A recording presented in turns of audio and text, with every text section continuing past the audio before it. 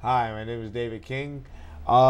Some of you viewers may be watching know me from another show called Tell It Like It Is. The original host of the show is running a little late, so I'm here just to, I guess, fill you in and tell you a little bit about myself. I'm an advocate. I live here in Bridgeport. I work at the Webster Bank Arena, not too far from here. A lot of what I do, I get involved with board of education stuff and trying to mostly tell kids not to do drugs and to do positive in life and stay in school kind of thing. You have to excuse me, I'm kind of new to this. So pretty much, for me, I just go to work. For me, I think we have to look at the young kids to be advocate for younger kids because we have to fix the problem, which everybody tries to ignore, is that drugs is becoming a major issue in our town and all over the country. I mean, yesterday on my show, we had a couple of viewers that called about drugs, and they were from out of town and other states. We have a caller.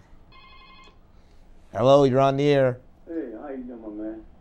I'm good. Yeah, how you doing?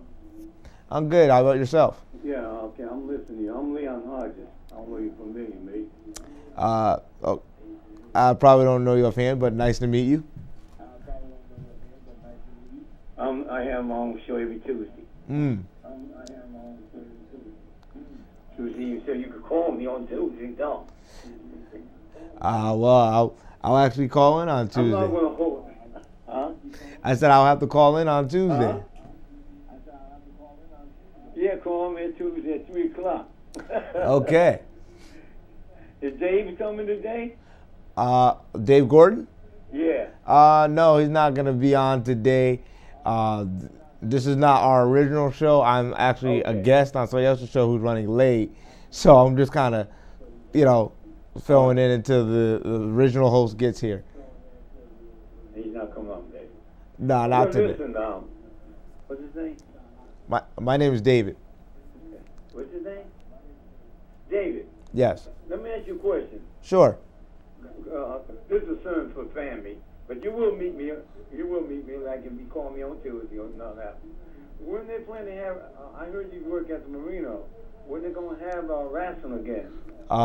Wrestling will be March 21st. March 21st. Yes. Write it down. How about title period? We have not posted that. I don't know when that's gonna be. Yeah. We'll get together, man. Definitely. Like Tuesday, you call me. You'll see me Tuesday. Okay. Who's your? Is Francisco running the show for you? Yes, actually. Tell him to ask him about Leon Hodges. Just ask him. Yeah, he knows you. He know him, right? Yeah. If we can get together and talk, man. So what are you talking about? Kids, right? Well, yes, I'm talking about kids and the drug problem. I mean, I mainly started. Yeah. I was in a program with Mr. Cargenis, who started the show Tell It Like It Is. I started as a guest, and then I became a co-host. My main focus has always been, I guess, to me, kids with disability, because I have a disability, so it's always been my focus. Okay. Well, we can get together. I'm not going to be talking all day because I know I got to do something. So listen, if you want to take my phone number down, because, I'm into kids myself. I don't have a pencil and paper in front of me. Okay. But I'll see you definitely. Because you're going to be at those things on Thursday, right? yes. The other show Thursday? Yes. Oh, okay. I could call in. What time that gonna be? That's from 8:30 to 9. Oh, okay, good. All right, I got that. And but don't forget, just remember, if you want, we talk. Just call me Tuesday, Leon Hodges. Well, you'll see my Francisco tell you because you'll see my name flashing around. Most definitely, and I look forward to actually talking with you. Yeah. And we're possible we could get together. You know, come on my show. We can sit down and talk to some people. Sure, that'd be great. And I'm trying to get this basketball player right now. He telling me he want to come on the show, man, but you know, he out of New York, so I'm going to keep on trying. Well, hey, keep trying. You might get them, or, you know, they might say. He likes to do things with kids. Oh, that's very good. Yeah. Yeah. It's very good. I mean, we were always trying to reach out to the kids in the community because, at least to me, I always feel that, you know, the kids are the future. Like, I'm the present. You know, when I was little, they used to say that I was the future. Now I'm the present, and you know, even the present has to look forward to the future because hey, we all got to get old, unfortunately. Thank you. I like that. You know, some people think I can speak on that for a minute if I go. I just feel that I'm never going to get old myself. I think I'm going to stay young all my life. I can run, play basketball, but now legs don't even do it like that. I can still reach the basketball, but I can't run like I used no more. Nah, I mean, don't feel bad. I always said, you're as young as you feel, and I always feel like a kid. I mean, the school Disability Research Network that I volunteer at, the kids keep me feeling young all the time. I mean, I don't even feel that I'm 26. I feel like I'm 18. So. Oh, Jesus. So they always make me feel young, and I love seeing them and being around them every day. It's fun. I have a good time. It's not even like work to me. It's more like having a good time. Well, Dave, that's what I do. You see me, you think I'm a young guy because I get around just a fancy young boy, but I'm not good like I used to. Yeah. But my son said to me almost, Dad, you're getting old. I said, I'm not old. He said, Dad, you got to be old because I'm old. That's you. Man, you old. I'm still young. Oh, younger kids always call us old. I have 16-year-olds and 12-year-olds call me old. I'm 26. I'm not as young as them. So, they have to keep me updated on the music and what's going on. Nice to talk to you. But nice to talk to you as well. Don't forget Tuesday if you have to. I definitely won't. Oh, you come up to the studio and maybe a guest. Okay. Maybe get there early. Okay. All right. Bye-bye. All right, thanks for calling. All right.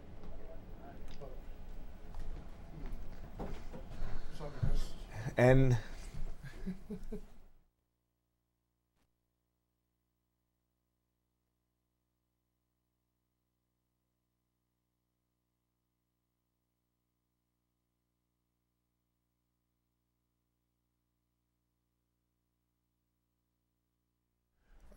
Thank you, ladies and gentlemen, for watching the show. I think David started the show off today, and I'm happy to hear that he did a pretty good job. I'm here to ask David a couple of questions about the city of Bridgeport.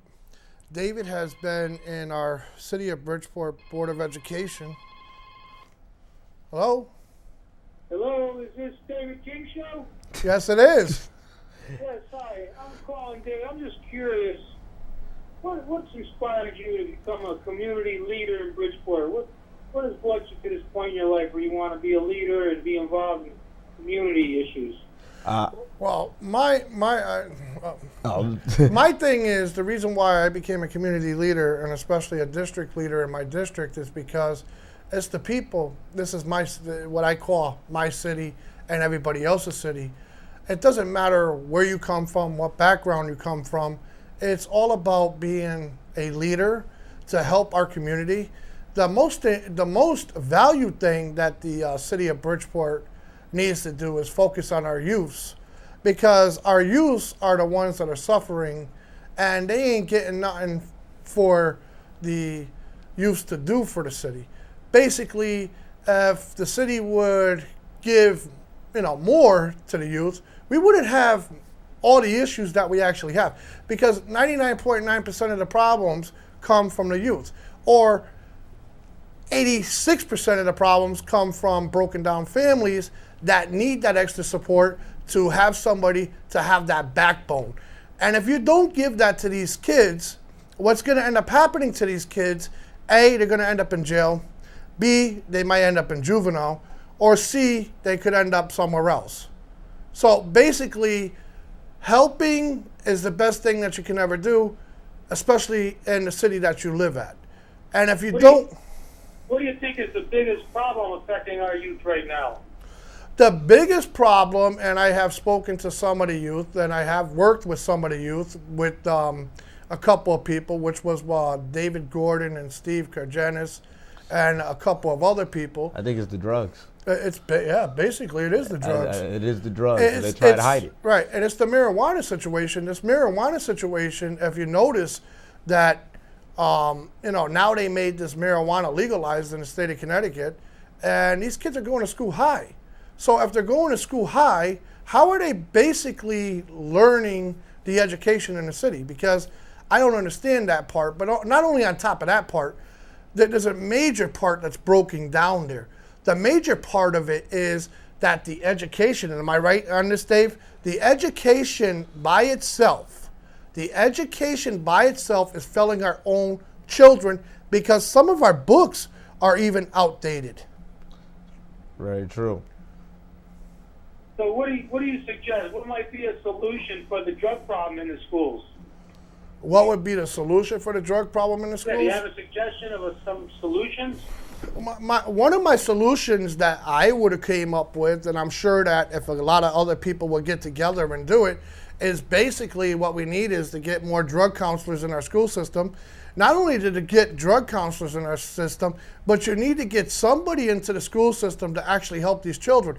Because if you notice, I've been to a lot of Board of Education meetings, and I noticed the outcry of the students. Dave actually was speaking at one of the Board of Education meetings going back a couple of months ago, when I first met you, and he made some good points there. Basically, the drugs, the alcohol, and the peer pressure, and not only on top of that, now we have another situation that we got going on in our schools that nobody wants to talk about, is the problem of bullying. The bullying problem is that nobody really wants to talk about, but guess what? It is there. Yes. Do you think that's related to the drug and gang problem in the schools? That's a good one, and I would say 50-50, yes, 100%, yes.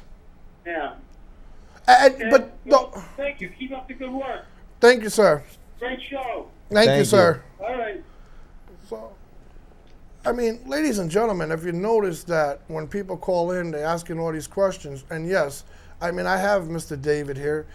Dave, I got one question for you. Okay. I don't want to pick on the condition, but I do want to realize this, and I hope Cisco could focus in on this. But you're in a wheelchair. Yes. Okay? You've been how long in a wheelchair? I've been in a wheelchair my whole life. Okay. And let me ask you something, okay? Honestly speaking, did you get the help that you needed when you were actually going to the schools? Like I said, 50-50. I had a good amount of help from the same place that I volunteered at Disability Resource Network. The director there was the director who is like my mentor, who helped me, of course, get a job, an apartment, et cetera, and helped me, start becoming an advocate. But the school system itself, they didn't do much. At the school system, school I was going to, they didn't allow you in a wheelchair at the time to have gym class, because they felt that there was nothing for you to do in gym. So you couldn't have gym because they felt you were just going to sit there instead of making accommodations. So you can be a part of the class, and to be, a part of the school. They're like, oh, you're just going to take something else. You know, but I would love to have took gym like like the other kids and been a part of that. Sheriff Goodman Show, can I help you? Hello? Hello? Hello? Okay. Well, somebody called and we lost the call. But, the problem is, and what I want to ask you is, did you get everything that you needed from the Board of Education? Because you said that you got 50-50. Right. My question to you is, and just hear where the focus is here, did you get everything that you needed to go on to succeed to your next school, which was college? No. You didn't. And can you explain why that happened? Certainly. One of the major issues, and I know I've said it at Board of Ed meetings, is the reading issue. I was a kid who's sort of passed through the system and really could not read at grade level, and I had got a high school diploma, but it's not good enough my reading level is not good enough to make it through college. I'm attending adult ed for extended reading courses right now as we speak, so I can get myself on that level to go to college. But when I was in high school, it was told that as soon as you got a diploma, you could not go back to school, grade school, at any circumstances. So I ended up falling through the cracks, and then it was, I had to go from there. Let me ask you this question. Okay. When you were in high school, what high school did you go to in the city of Bridgeport? I was in Central High School. You were at Central High School. What year did you graduate? 2008. 2008. So you came, okay. So 2008. Let me ask you something. How many of your classmates, just hear me on this, okay? How many of your classmates were actually passed just to actually pass them? There was a good, I want to say about 80 to 85% probably got diplomas right now as we speak, sitting somewhere in their house and not academically ready forget college, even just to make it on regular society and life in the community. So let me ask you this question. You say 85%, no, 85, right? Right. I'm going to use that number, so 85. Sheriff Goodman Show, can I help you?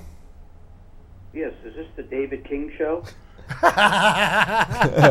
Actually, yeah, Mr. King was doing pretty good today. How you doing, sir? All right. I want to, maybe Mr. King, sit up straight there, Mr. King. Maybe David can talk a little bit about those resources that were in school that, he witnessed or maybe took part in that were, so helpful to him to get him to the point where he is today. That's where I'm getting at next with him. Yeah. And you know what? The problem is, and I just want to make a point before I brought that out, is that he was there, he graduated, okay, but he didn't graduate with everything and what he said. He only graduated with 50% of the knowledge. So basically, if he's only graduated 50% of the knowledge, this is why our children, which is all of ours, okay, and including him because he's a peer leader to many other people.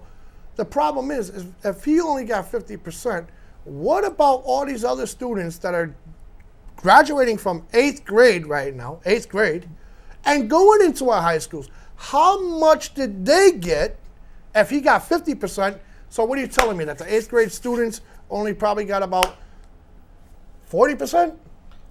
I mean, honestly speaking, I don't know how much they got. I totally agree with you. I mean, because to even be able to come, before you even think about high school, to be able to come out of your, I want to say first to, 6th grade, and then you can't even read. How do you make it to high school and walk the 8th grade graduation and get a certificate, right, knowing that you're not even on level of 8th grade? Well, I think what, part of the issue is that, there's still social promotions are still part of this situation here in the city, and it happens, more often than people would want to believe. Well, you know what I think too, and I don't want to cut you off there. I think that the city of Bridgeport, which basically, I don't know who's in denial, okay? But somebody's in denial that we don't have gangs. That's number one. Somebody's in denial that we don't have a drug problem in our school system. Somebody's in denial saying that our books are not outdated. And somebody else is saying that we have other issues. But without actually having the stuff that these kids actually need, where do they get it at? But not only on top of that, let me ask you a question. How many times does history change in 1 year? A lot. That's what I'm saying. So basically, how old are those history books? They can be 2 to 3 years old. Yes. Okay? So if they're 2 to 3 years old, am I right on this? Now listen to what I'm going to say. They're not being taught the up-to-date stuff that history has actually made. Correct. So if you graduated, okay, if you graduated already, okay, Right. you graduated, say for instance, a class just graduated today, but their books were outdated for 3 years ago. They're not caught up to date. So if they even try to go into the college to take the test for the college prep, are they going to pass it? No. They won't. So basically, whose fault is that? Does it come, and my question is, even to you, sir, my question is, does it come back on the teachers? Does it come back on the Board of Ed? Does it come back on the superintendent? Or does it come back on all of us? You talking to me? I'm talking to both of you. Oh, boy. So go ahead, David. Why don't you answer this question? I'm going to get off the phone, but maybe, David, you can talk a little bit about some of the resources that were in school, that supported you through this process to help you, elevate you to the point where you are today. And maybe you can talk about some of your plans and what you want to do with your future and how you've been able to overcome some of those issues in your life. And but sit up straight, David. Well, let me ask you this question. Can you answer part of that question that I just asked? You're asking me? Yes. Well, I think that I think there are people that are in denial about these issues in the city, and that don't want to talk about it because it's uncomfortable for them. And I think there are people that know about the gangs, and I think that there's a mix of each. And unfortunately, there's so much corruption that's so rampant around the country, and it affects this community too. And there's so much money that's pouring through the city, illegal activity, drugs and other activities, and people look the other way. So I'm not suggesting I'm implicating anyone, but it is what it is. So I think the idea is to get people to advocate, to get people to get out to talk, to get people to shed light on this stuff, to get what you're doing today, talking about it in public. That there are gangs, and there are drugs flowing through the city, and it's affecting the quality of life of everyone in the city, including children in the schools. So, we just need to get out there. David King has been a big advocate, and he's been going to Board of Ed meetings and talking and making himself visible, and it's had an impact on things. So, we're working together. We're trying to make a movement to help things move forward, to make a better life for children and to improve the quality of life in the city. So, we need to get more resources in the schools. Right, and that's 100%. We need to get more personnel in there who not only are competent, but who have an interest in helping kids. Because there's support services in school, there's social workers and guidance people, but many of them are not qualified and competent to deal with the issues, and the other ones have no interest in helping these challenging kids. Well, See, these challenging kids, these kids with drug issues and other social emotional problems, the teachers don't want to deal with them. They don't want them to come to class because they're too disruptive. So they just as soon suspend these kids. And that's been the solution over the years. And they're still suspending kids for issues of cutting class because they don't want these children in school. They're too disruptive, and it's the easiest way to get rid of them. So instead of creating, appropriate interventions, effective interventions to help these young people, they're just suspending them. And this is why we hear the story, the school to prison pipeline. So many of these children who end up, dropping out of school will end up in our prisons. well, that's true, and you know what? That's a very, very strong point of a statement. And you know what? A lot of people say that. I mean, and I feel why that happens is because, for example, if they graduate with really no education, they know I can't really hold a good job. Right. I'm not really going to make it. So they feel the only way they're going to make it is by selling drugs and make on the street. And when, going back to your question, you said, who does that affect? I feel that it affects a little bit of all of them, all of us, between your family, the parents, the border, all. I think it all matters, because at the end of the day, you got to remember the kid is the one who suffers, and the kid's gonna go out and be on the street and feel like nobody cares, nobody loves me. So it doesn't matter if I end up dead tomorrow. It doesn't matter if I end up in jail, because you know what? I get more love from somebody selling me something I don't need than I get from somebody saying you can do it. I get more negative people, like this gentleman just said, don't want you in class, and all the gang related and getting bullied. And I know from being a person in a wheelchair or getting teased and, oh, you don't fit in, you don't want to be there, and you basically don't care anymore. I got a good point there, and I'm Listen, glad that you I'm going to mentioned get off that. the phone to let you guys take more calls. Okay. And I think you should title this show The David King Show. You got it. All right. All right. Take All right. care, man. Yeah. Yep. So, what you just said, a big point. You were bullied. Am I correct? Yes. And let me ask you a question. When you ever report that you was bullied? No, I mean, I was one of those kids that kind of kept everything inside. And I think there's a lot of kids like that where they're scared to tell somebody, because you tell somebody, then I'm gonna either be teased or I'm gonna get bullied even worse than before. And a lot of times, a lot of kids feel teachers are not gonna do anything about it. You're gonna suspend this kid who bullies another kid, and they're gonna come back and do it again. Wow. And that's gonna be, and then they're gonna look at you like, oh, what can we really do? Let me ask you another question. Okay.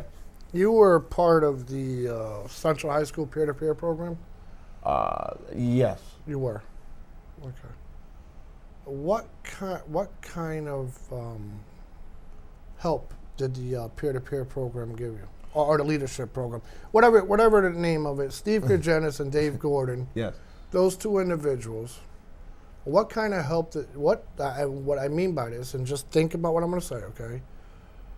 What kind of help did they actually give you to go on to where you are today? Well, first of all, they helped me. Well, Sheriff Goodman Show, can I help you?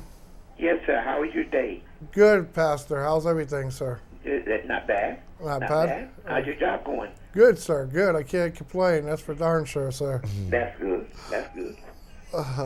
That's good. Today Are you watching the show, Pastor? no, I'm not watching the show right now. I'm watching something else Oh, you're watching something else. Oh, ain't that? on the channel right now. Oh, you're on a different channel. Okay. Have you been watching? I don't have cable where I live. I don't need that channel. I have to go somewhere else. Yes. I just want to know how you were doing. I'm doing fine, Pastor. Everything is going good. I have a young man on the show today. Okay. He's talking about the education system in the city of Bridgeport. Okay. How he was part of the leadership program, peer-to-peer program, that the city of Bridgeport actually took out of our school system. And he's going to tell us a little bit about the program, what it did for his life, and how it changed his life. Okay. Okay. Well, I plan to get to the meeting on Monday night. If it's possible, Monday week, I'm going to City Hall. I'll meet with them about board education. All right. All right?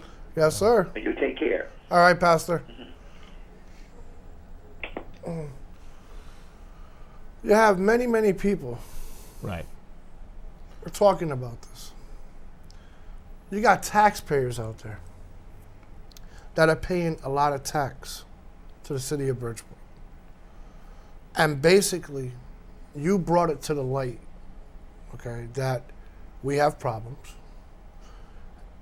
that there is bullying in our schools, we do have drugs. You have many, many problems going on in there. But the question is, when Dave Goodman and Steve Kajenis got into your life, what made a difference when two individuals came into your life? Because I can tell you one thing. There's a gentleman that I don't want to say any names about, Okay, actually, there's two of them that I could say. If it wasn't for those two guys, I could probably be selling drugs, or I could be probably dead right now. But I'm not. Okay. And yeah, I mean, they helped me to where I am today. But the problem is, how did that affect your life when you were sitting there talking to those individuals about your own personal life that you had these issues going on? How did it make you feel? Did it make you feel stronger that you were talking about it? Or did it make you feel weaker? Well, for one, it made me feel appreciative that somebody even cared to take the time out to even listen about how I felt, and how I looked at life, and that's, like I was saying before, number one thing, there's a lot of people that don't even take the time out to even care. Being in the leadership group, well, it helped me to say no to doing drugs and stuff like that. And along the way, doing all that, it helped me become a leader for myself, but more importantly, for other kids and now for my community as well.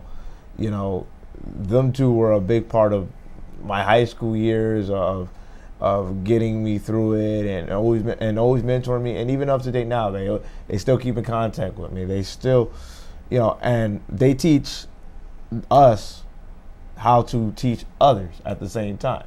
So they give their motto is, I teach you and you can teach them and they can teach them, and we need more of that in the school system, which it really broke my heart when I had found out that they took that out of the school system, because Mr. Cargenis and Mr. Gordon saved so many kids who right now could have been in jail, who could have been on the street like myself. And I know others who have jobs, who even have children, and they are clean, they're not doing drugs. And it was all because when they were in the leadership group, they had somebody to listen. They had peers that were going through the same thing. Mm-hmm. So they realized you were not alone in this. Mm-hmm. At the elementary school, at Blackham School, the kids tune into the show that we do, Tell It Like It Is, and Mr. Cargenis, motivates those kids to not want to do drugs. We get calls all night long about how drugs are bad, and these are little kids. Yesterday we had a kid call 8 years old and said he experienced with drugs. He said, I'm not going to do drugs because drugs is bad. That shows you the power and a leadership group like that can have. But when you take that away, once again, it goes back to nobody cares about me. So what does it matter if that I'm doing these drugs? Right. So basically, it's like, you don't have anybody there to be your guide or your person to give you that self-esteem. Right. Because I noticed this too. There's a lot of people out there that when you try to talk to them and everything else, the self-esteem level comes down. When the self-esteem level comes down, there's nobody there to actually break that icing on the self-esteem by itself. So basically, if your self-esteem level is low, then what actually happens if your self-esteem level is that low? How do you bring your self-esteem level up if you don't have anybody to talk to? Right. It's like if you got a partner and a partner working together. Right. Maybe one day both of you just have a bad day and you start going at each other or you start arguing at each other. That's because the pressure is on you.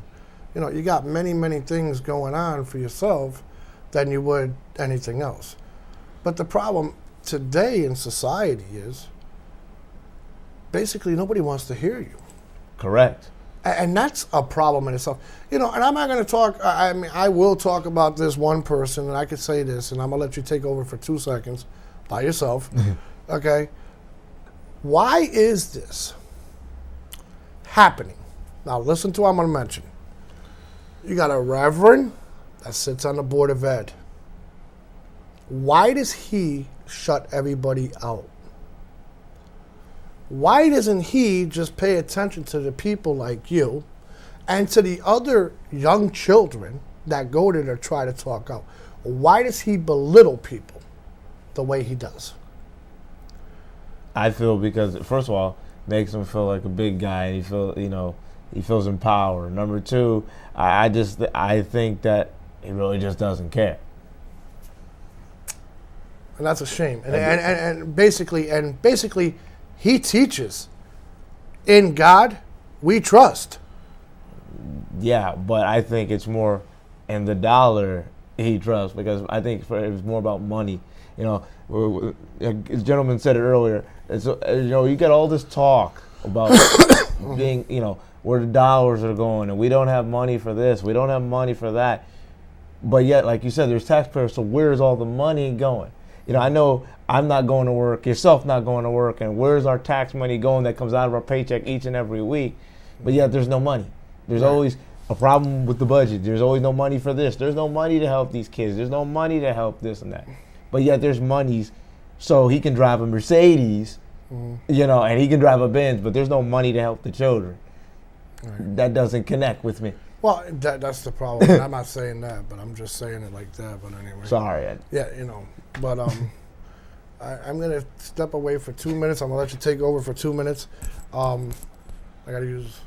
but finish that part up about the leadership program. I'll be right back. Give me 2 seconds. Go ahead, Francisco.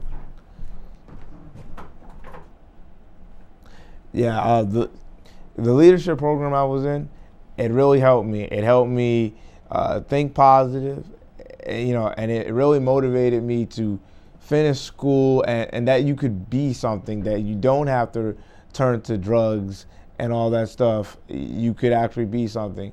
And along with Mr. Cardenas and Dave Gordon and, my mentor, Mr. John Steves, it's because of them today that I sit here and can honestly say that I have a good life, and that I've made it this far of having a job and being able to motivate mostly other kids. I mean, there's other kids like myself who look up to me as a role model every day.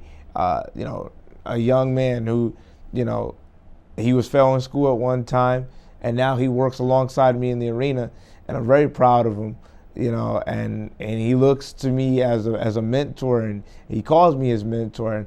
And sometimes I'm like, whoa, then I think of when I used to call my mentor, and it's a good feeling that to always know that, like, I'm appreciative, and what I do is not just like, okay, you did it, so what? No, it means something to those in my community, like the young man who works at my job and all the other young folks that I volunteer at. So, I mean, I owe the big debt of gratitude to Mr. Cardenas and Dave Gordon. And, that's why, I'm with them all the way. And, same thing when it comes to my mentor, without them, I wouldn't be here, honestly.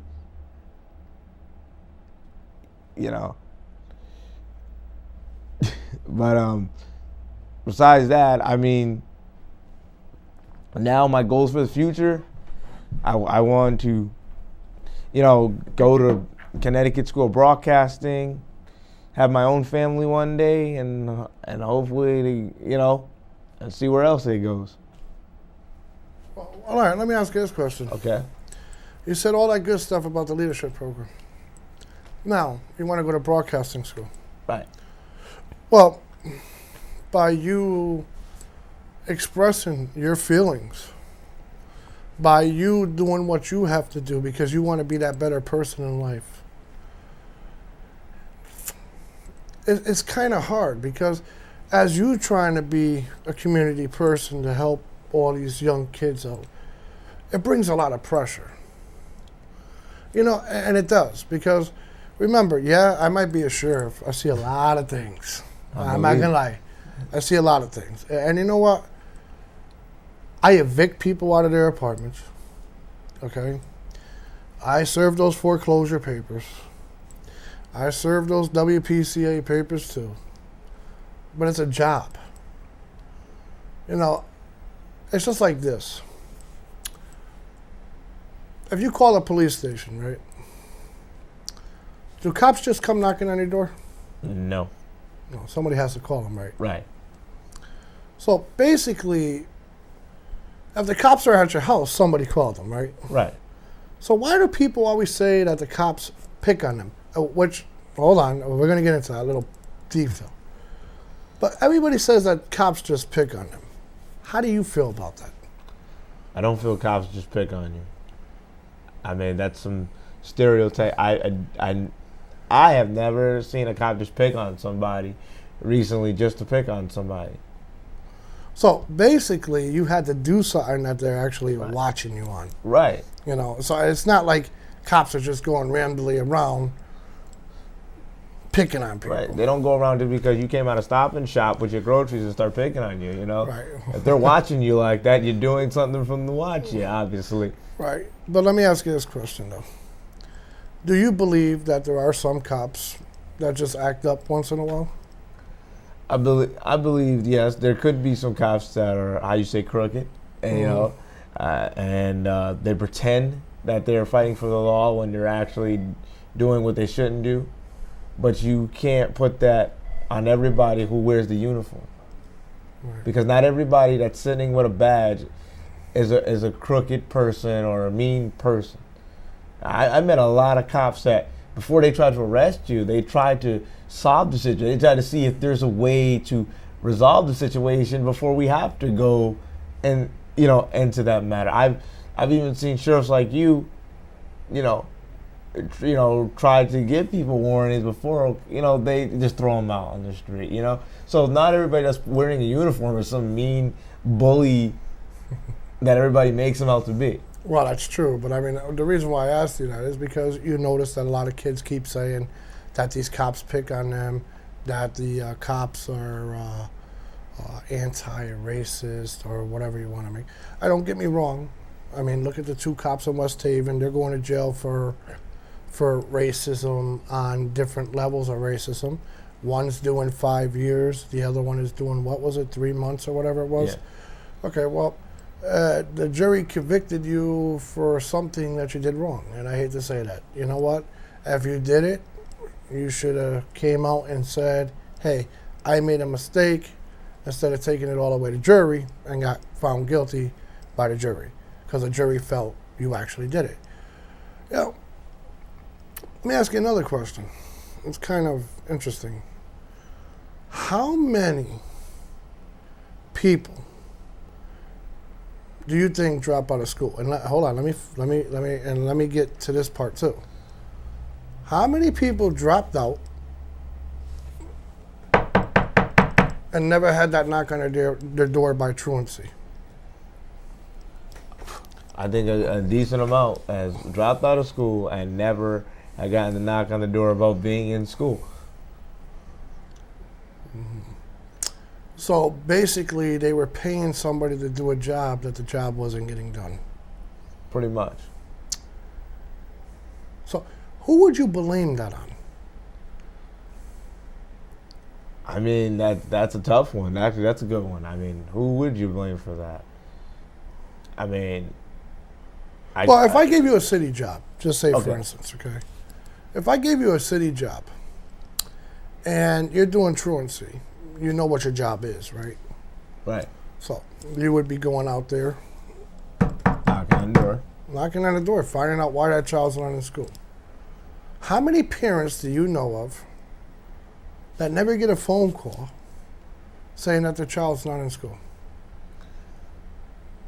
A good amount. I mean, I don't know none recently, but growing up, I've seen a lot of parents get away with their kids not coming to school, and nobody says anything.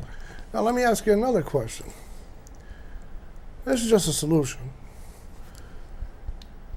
Do you think if the city was to come out with some kind of rule, and I think because in Milford they do it, some other towns they do it, do you think that maybe by getting a parent involved in the education system, if they made the parent do like 25 hours before the person from high school can actually graduate, what would you think? Would that bring the parents back into the school system, or what would you think about that?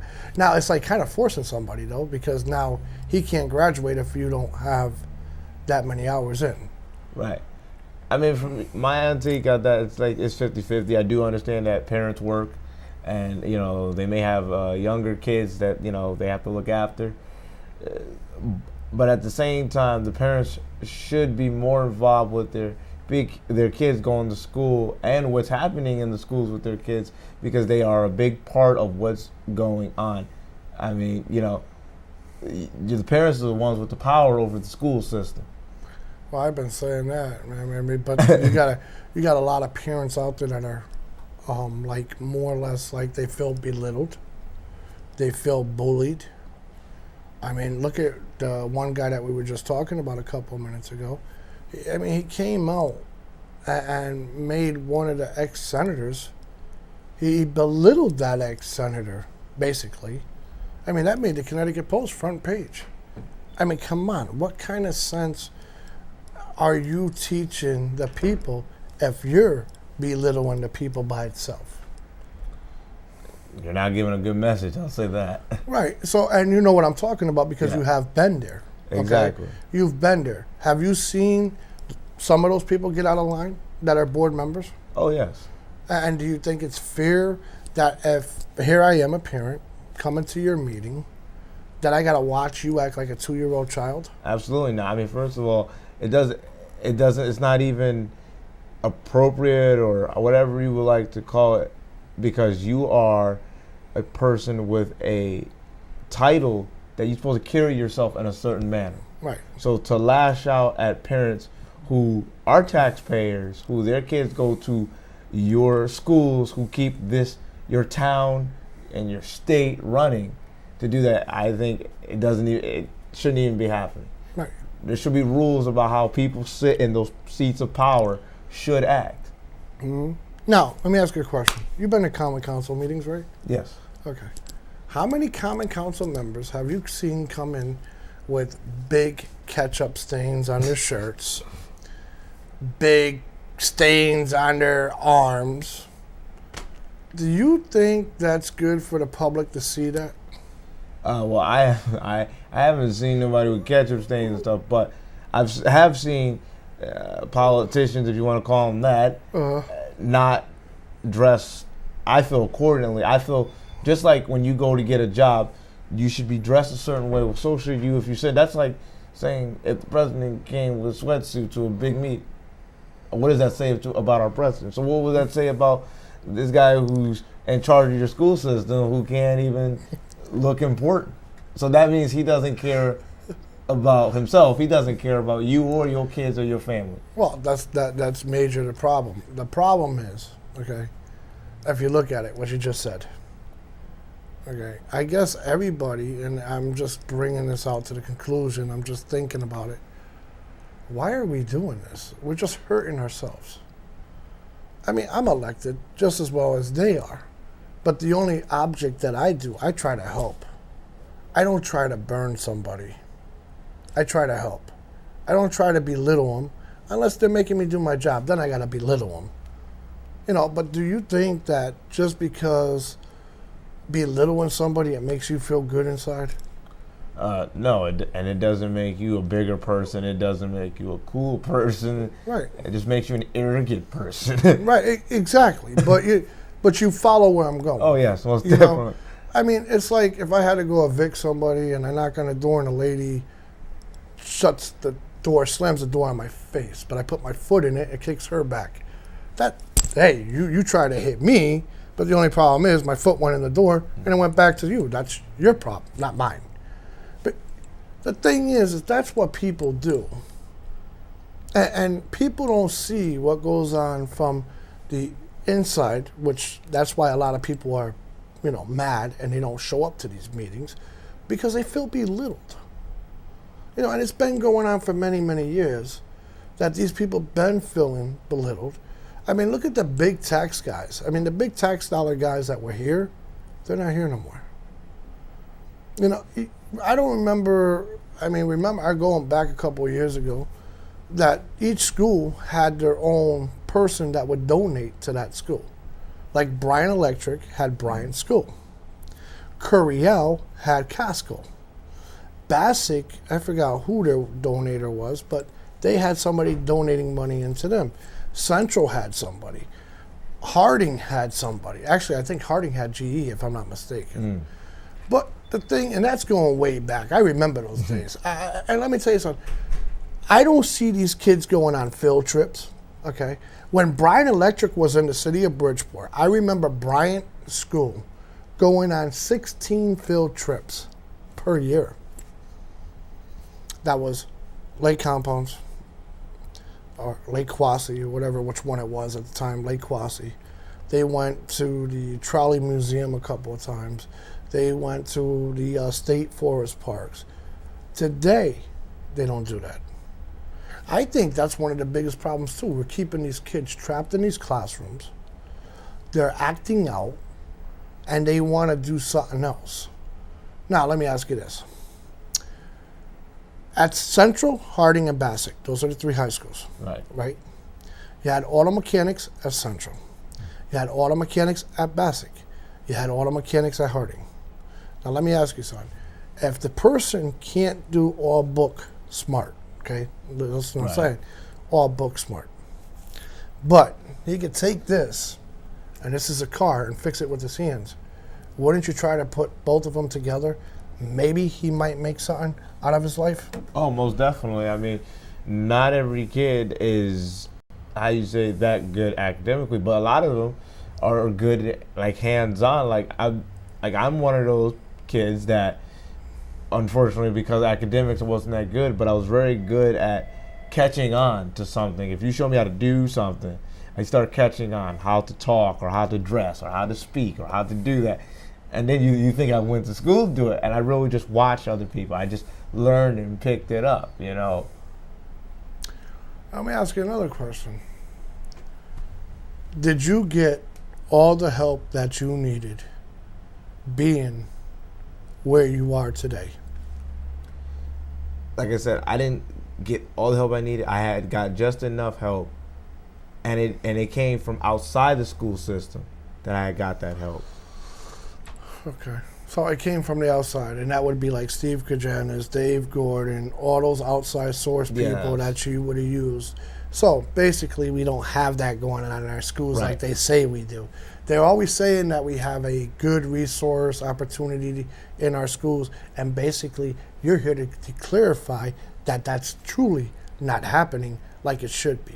Most definitely. I mean, you know, like I said, I had got a lot of my what I do have, I had got from, like you said, Mr. Cardenas, Steve Gordon, John Steves, who I was in his, his program for special needs kids. Right, John Steves. And they are the ones that helped me get what I have today with jobs and apartments, which I feel, for example, with that, the school should, be sending you on like job sites and teaching you how to fill out job applications. But I've been saying this from day one, ever since I started this TV show. Why did we take those programs out of the school? Why didn't we just leave them in the school? Because I'm going to say this. If you look at Bullard Havens teaches you 2 things. 1 trade, 1 academic. 1 trade, 1 academic. So if you get the trade and the economic, you work. You get it. When they graduate from that school, guess what? They get jobs. They get jobs. And why? Because they're prepared for the new world that's coming out today. I always said, yes, college is not for everybody, but everybody has to make it in society. Right. That is without question. There's nobody sitting here in the studio. There's nobody out there can say, oh, I don't have to make it in society. You do, because your parents not going to be there forever, and you're not going to have your mentors, your teachers forever, but you got to make it. Even if that means working at Burger King, you got to be able to hold the job at Burger King and pay your bills. But see, that's the problem. These kids ain't trained that way. They're not trained for the financial world. They're not trained for everything because, like you said, they were just passed through. Exactly. So if you just pass through something, you don't have what it takes to come out to the real side of the world. Exactly. I've said to it, I have a couple friends who, like myself, got passed through the system. I said, you can go to a job and say a person who dropped out of school, and you got a diploma. You look like you can do the job, and you have the the credentials to do the job, but then when it's time to do the job, you can't do the job. Hello? Could you let the guy talk? He is talking. He is, huh? Why don't we make an announcement publicly to invite our community friends to come out to the Board of Education meeting this coming Monday night at 6:30 at the Aquaculture School? Well, I was going to do that, and matter of fact, the pastor just called, and he told Dave that he was actually going to go to the school, to the aquaculture school at the meeting, and speak up on behalf of that. Now, there's a preliminary meeting, a special meeting at 5:30. I'm not sure what that's about, but the regular board meeting starts at 6:30. We should tell the viewers, if they want to come out and speak, they need to be there by 6:15 to sign up. Yes, sir, I can do that. That's not a Okay. problem. Ladies and gentlemen, on Monday night, there's a special meeting that's going to be done at the aquaculture school in Bridgeport. It's all about Board of Education. If you're going to go there to speak, you must be there before 6:15 or about 6:15 to sign up to speak. It's a hot topic right now. I know what the topics are. I don't want to discuss them, but they are very, very hot topics. The hot topics on the market is about the Board of Education police, about the Board of Education security. There's also hot topics about different things that they want to try to bring back into the school system. I mean, ladies and gentlemen, it's your children that go to our school system. It's our children, because I will say this. If I seen your kid getting hurt on the street, I would stop my car to help your child. But you know what? I'm gonna let you go now. And if it's the aquaculture school, let them know that. Give them the address. Well, I don't know. I don't know the address to that school really. You don't know the address. You're a city sheriff, and you don't know the address. You know, and that's one building I know. I want to know what's going on. Are you 3 or 4 months pregnant? Oh, All right, fellas. Hey, what is the address to that place anyway? David knows. Oh, Dave, you know what? I would not know offhand. No, I wouldn't know offhand either. I don't even know. Well, you can tell them that it's directly behind the Stop and Shop on Fairfield Avenue and across the street from Twin Towers. Oh, I can say that. Yeah, I could have. Okay, so that's the geographic area. They can see it visibly. It's visible from the back of the Stop Or you can just say right next door to Captain's Cove. Correct. I gotcha. Okay. All right.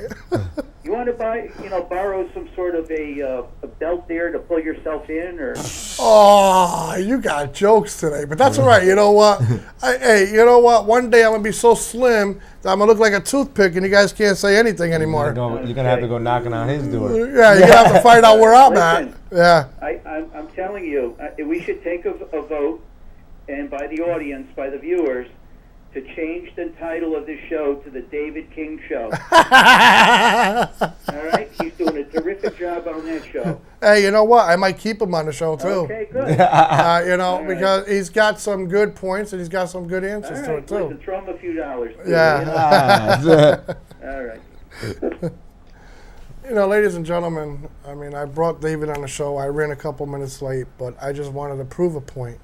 And this is another truth to the reality that happens in the city of Bridgeport. You say we don't have the problems, but the problems exist. By now.